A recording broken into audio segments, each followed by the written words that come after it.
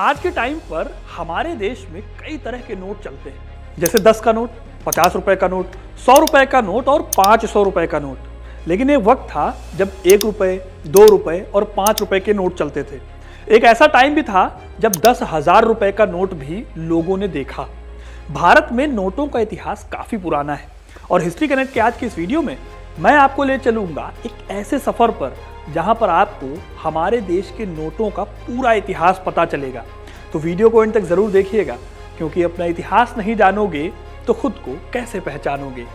भारत में नोटों का इतिहास 18वीं सदी से शुरू होता है, जब साल 1773 में general bank of Bengal and Bihar ने कागज का नोट छापा। यह काम किया गया था ट्रांजैक्शंस को आसान करने के लिए। इससे पहले होता क्या था कि नोट की जगह सोने और चांदी के मुहरों या फिर सिक्कों से ट्रेड होता था और ये बेहद खर्चीला था, इसलिए इनकी जगहों पर नोटों को शुरू किया गया।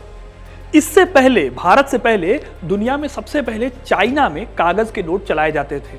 इन नोटों को मंगोल राजा कुबलई खान ने शुरू किया था और चीन से होते हुए ये नोट, इनका एक्सपेरिमेंट पूरी दुनिया में पहुंच गया। इस बात का जिक्र मार्को पोलो ने अपनी चीन की यात्रा के दौरान किया था, जहां चंगेज खान के पोते कुबलई खान ने नोटों के सिस्टम का बहुत अच्छे से इस्तेमाल किया था और ये एक्सपेरिमेंट वहां पर काफी सक्सेसफुल रहा था। खैर, अब अगर हम भारत की कहानी को आगे बढ़ाएं तो bank of Bihar and Bengal के बाद bank of Bengal, bank of Bombay और बैंक ऑफ मद्रास ने भी अपने नोट जारी किए।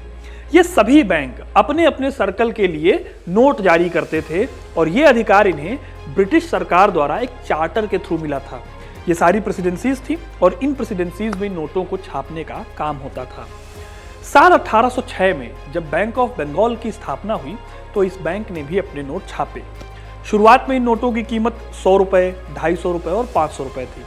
नोटों पर तब बैंक का नाम लिखा होता था और नोट की कीमत लिखी होती थी और तब के टाइम पर इन्हें उर्दू, बांग्ला और नागरी लिपि में छापा गया था।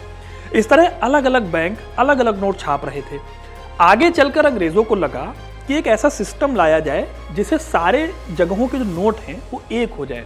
इससे क्या होगा कि ट्रांजैक्शन करने में इजी रहेगा, सब जगह के नोट एक हो जाएंगे। इसी सोच के साथ साल 1861 में पेपर करेंसी एक्ट लाया गया। इस एक्ट के तहत ब्रिटिश सरकार ने नोट छापने के सारे अधिकार दे दिए भारत सरकार को, यानी कि ब्रिटिश इंडियन गवर्नमेंट को। इस तरह पेपर करेंसी एक्ट ने वो दौर खत्म कर दिया जब हर प्रेसिडेंसी में अपने अपने नोट छापे जाते थे। अब पूरे देश के लिए एक तरह के नोट छापे जाने लगे थे। पूरे भारत के लिए नोटों को शुरू करने का ये क्रेडिट मिलता है पहले फाइनेंस मेंबर जेम्स विल्सन को। ये वही विल्सन थे जिन्होंने भारत का पहला बजट पेश किया था और इस बजट में इनकम टैक्स को शुरू करने की बात भी उन्होंने पहली बार कही थी। अंग्रेजी राज में कागजी मुद्रा या पेपर करेंसी का कामकाज टकसाल मास्टर, महालेखाकार और मुद्रा नियंत्रक को दिया गया था। ब्रिटिश इंडिया के जो पहले नोट हुआ करते थे उन पर किसी इंडियन की फोटोज नहीं थी, बल्कि ब्रिटेन की महारानी विक्टोरिया की फोटोज थी। वजह साफ थी, हम गुलाम थे और अंग्रेज खुद को भारत का मालिक कहते थे। ब्रिटिश भारत में जो पहले नोट छपे उसमें 10 रुपए, 20 रुपए, 50, 100 और 1000 रुपए के नोट जारी किए गए थे। इसके बाद एक ऐसा मौका भी आया जब 1903 से 1911 के बीच 5, 10, 50 और 100 रुपए के नोट रद्द कर दिए गए। सिर्फ 20 रुपए के नोट ही चालू रखे गए। फिर इसके बाद फर्स्ट वर्ल्ड वॉर के दौरान साल 1917 में पहली बार अंग्रेज राजा के चित्र वाले 1 रुपए और 2 रुपए 8 आने के नोट छापे गए। इसी तरह साल 1923 में 10 रुपए के नोट भी छापे गए। अभी तक जितने भी नोट बनाए जा रहे थे वो सब ब्लैक एंड व्हाइट नोट थे और अगर कलर भी थे तो सिंगल कलर में थे। लेकिन टाइम बदल जाता है दोस्तों साल 1932 में, जब देश में पहली बार मल्टी कलर नोट छापे गए। साल 1932 से नासिक के सिक्योरिटी प्रेस में पूरे भारत के लिए मल्टी कलर नोट छापे जाने लगे और यही वो ऑर्गेनाइजेशन थी जिसने रिजर्व बैंक की स्थापना होने तक नोट जारी करने जारी रखे। यानी कि 3 सालों तक नासिक में पूरे भारत के नोट छपते रहे। फिर टाइम एक और करवट लेता है और आती है 1 अप्रैल 1935। नोटों की दुनिया में बड़ा बदलाव आया। कलकत्ता में रिजर्व बैंक की ब्रांच खुली। फिर इसी तर्ज पर बंबई, मद्रास, कराची, लाहौर में भी इनकी शाखाएं खुली। आगे चलकर साल 1938 में फिर रिजर्व बैंक ने अपने नोट छापने शुरू कर दिए। साल 1938 में जॉर्ज द 6th की फोटो के साथ पहली बार 5 रुपए के नोट और बाद में 10, 100 और 1000 रुपए के नोट छापे गए। यही वो साल भी था जब 10,000 रुपए के नोट भी जारी किए गए। देखो दोस्तों, नोटों के इतिहास के बारे में एक छोटा सा ब्रेक लेते हैं और फिर आपको मैं बताता हूं कि बॉलीवुड में बहुत सारी चीजें चलती रहती हैं।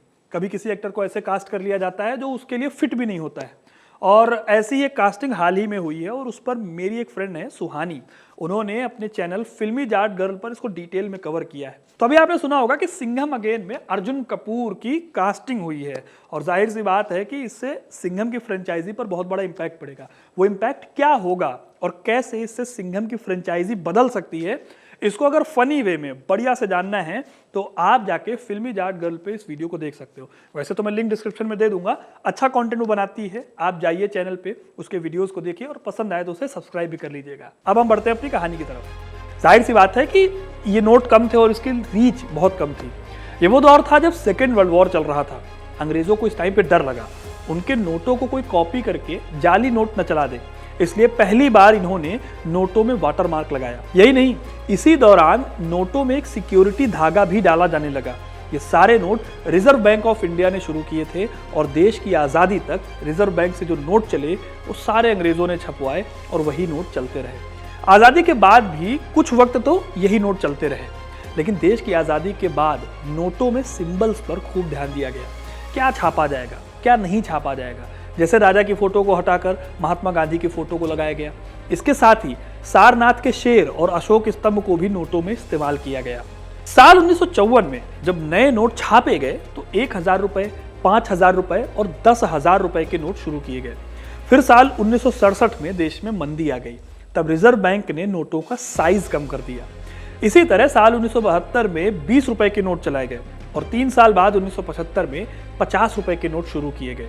इसी टाइम पर देश में एक ऐसा वक्त भी आया जब देश में डीमोनेटाइजेशन भी हुआ।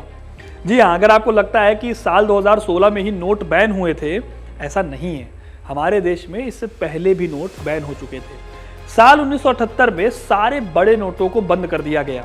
उस समय केंद्र में जनता पार्टी की गवर्नमेंट थी और मोरारजी देसाई प्रधानमंत्री हुआ करते थे। जनता पार्टी की सरकार को बने साल भर हुआ था। 16 जनवरी 1978 को 1000, 5000 और 10,000 रुपए के नोट बंद हो गए। 16 जनवरी की सुबह सुबह आकाशवाणी पर इसका ऐलान किया गया था। माना जाता है कि जनता पार्टी की सरकार ने फैसला पिछली सरकार के कुछ भ्रष्ट लोगों को निशाना बनाने के लिए लिया था। वैसे ये भी देश का कोई पहला डिमोनेटाइजेशन नहीं है। आज़ादी से पहले साल 1946 में भी 100 रुपए से ऊपर के सारे नोटों को बंद कर दिया गया। उसके बाद 1978 में काम किया गया और आगे चलकर 2016 में नोटबंदी की गई, जिसके आप सब गवाह रहे हैं, सबको अच्छे से उस बारे में पता है। खैर, कहानी में आगे बढ़े तो साल 1987 में 500 रुपए के पहली बार महात्मा गांधी के फोटो के साथ नोट छापे गए। ये नोट 2016 तक चलते रहे और आखिर में साल 2016 में नए नोट आए और इसके साथ ही पहली बार 2000 रुपए के नोट भारत की करेंसी में इंट्रोड्यूस किए गए। आज 2000 रुपए के नोटों को भी बंद कर दिया गया है और आज के टाइम पर 500 रुपए के नोट हाईएस्ट करेंसी है हमारे देश में। तो दोस्तों, ये थी कहानी हमारे देश में नोटों की, नोटों का इतिहास, कैसे हमारे देश में नोट आए। आपको ये कहानी कैसी लगी कमेंट करके जरूर बताइएगा। वीडियो को लाइक और शेयर करना ना भूलें। अगला वीडियो आप किस टॉपिक पर चाहते हैं वो भी कमेंट में बता सकते हैं। और ऐसे इंटरेस्टिंग कहानियों के लिए, ऐसे ही इतिहास से जुड़े रहने के लिए हमारे चैनल हिस्ट्री कनेक्ट को सब्सक्राइब जरूर करें। धन्यवाद।